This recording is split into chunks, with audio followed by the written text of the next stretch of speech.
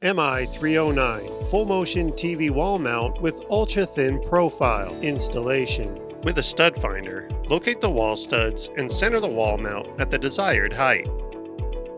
Use a bubble level to ensure straightness and mark the center of the 4 mounting holes with a pencil. Use a 1/4 inch drill bit and drill on the marked locations. Secure the wall mount to the wall using the provided lag screws and washers, then tighten until secure.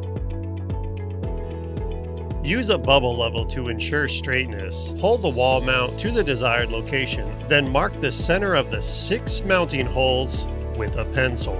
Use a 3/8 inch masonry drill bit and drill on the marked locations to a depth of 2.6 inches. Clear any dust and debris from the holes and insert the provided concrete anchors. Secure the wall mount to the wall using the provided lag screws and washers, then tighten until secure. Pull the mount forward until it reaches the full extension from the wall.